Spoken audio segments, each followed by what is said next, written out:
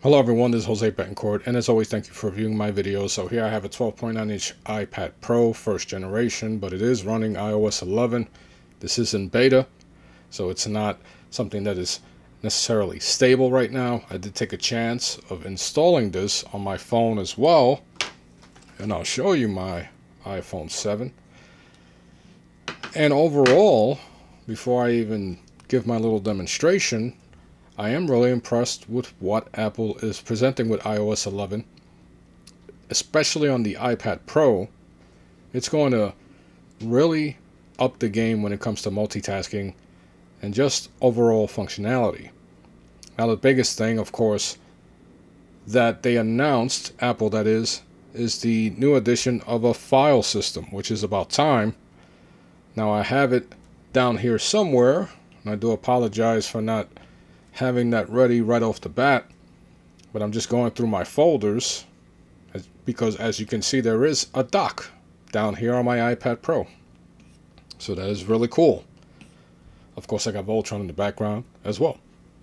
So once I find this folder, I can open it up and show it to you. But this dock is really cool. You could put up to 15 different folders, and then on the far right you have a quick launch, and I believe it coordinates with your phone, and it also, if you have something open on your phone, I believe it shows up on the bottom right hand corner where your dock is. So that's pretty cool.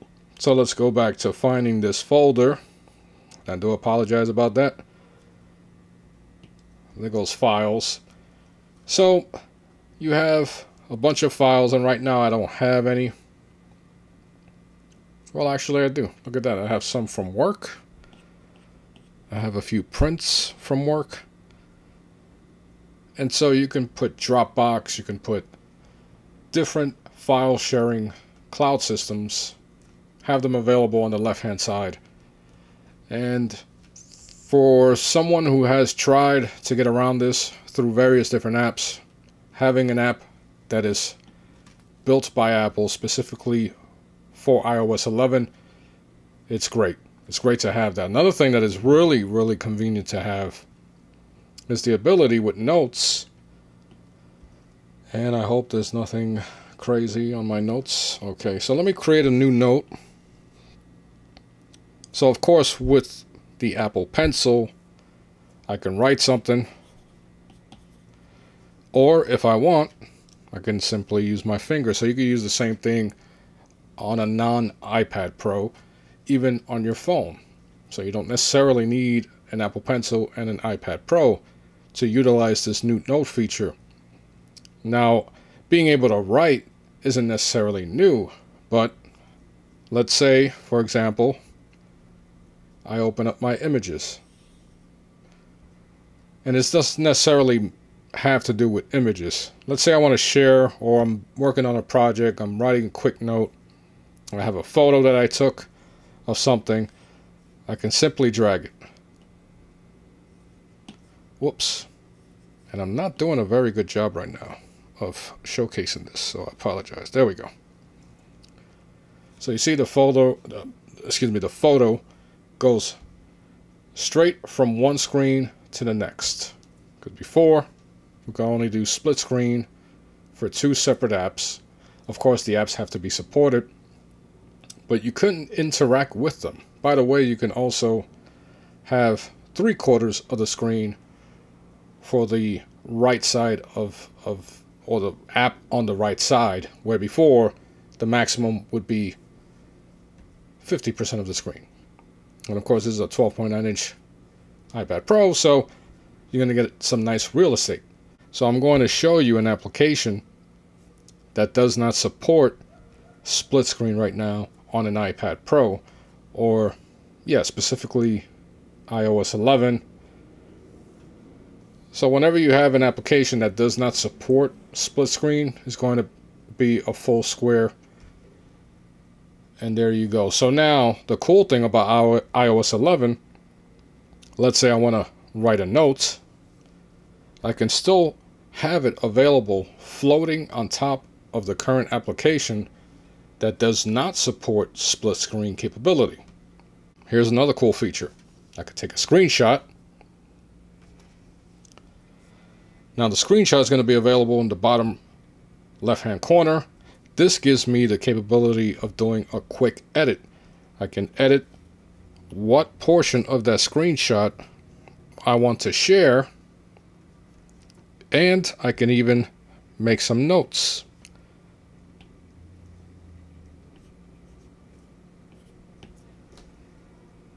I can make a note and I can instantly share it. Hit the share button over there, get some applications where I can share it, and there you have it. Or I can assign it to a contact.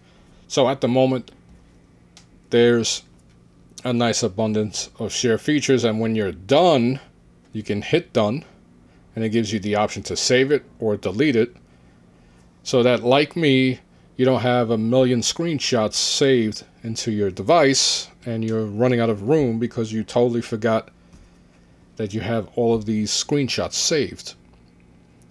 Now with PDF, which is really cool, and let me see if I can find my PDF files. You can also edit PDFs on the fly. So you don't have to necessarily buy a separate application to edit PDFs. And that is really, really cool, because in my job I deal with prints, a lot of prints, and sometimes I need to make notes. So let me find something with a print. So here we have Relay Logic elevator print. You see up here, hopefully you can see that, there is a little indicator that it can write. Now, once again, you can use your finger on your phone. So iOS 11 is going to give you that feature, and if you want to use your finger, by all means. But, and I'm being sarcastic there, but let me use my pencil, my Apple Pencil. So the only negative I have is that I can't adjust the size of this pencil, of the point, when I'm using the highlight. So that's kind of annoying. I would have to use the thinner pen down here, but you get the idea. And you know, you could put write some notes and then circle something. So, and I'll bring it up on the phone as well. So for someone like me that is who somewhat depends once again on prints, and let me make some adjustments here for the screen because I know they're kind of bright. And I just want to demonstrate really quick that you can also make some adjustments on notes. And so I'm having a hard time doing it on the phone, but you get the idea. You can do the same thing that I just did on your iPhone 7, which I have, but it has to be upgraded to iOS 11. So this is really handy because most of the time you would have to buy an application, and now you don't.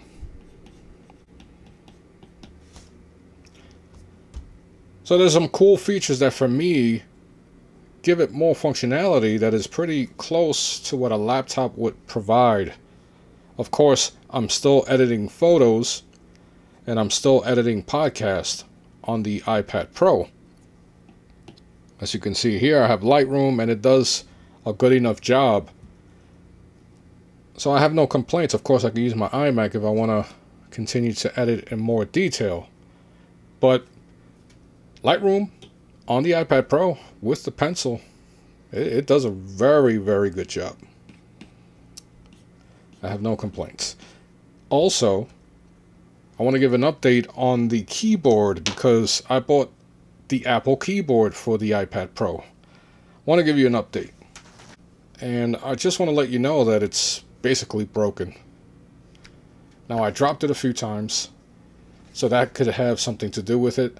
The only way I get this keyboard to work is if, I'm going to open it up here, is if, and let me adjust the lighting again, is if I have the keyboard somewhat hanging from a particular spot, like on my legs or something, and the keyboard kind of has to be bent a little bit for something to connect within the device, within the keyboard casing, and then it will work.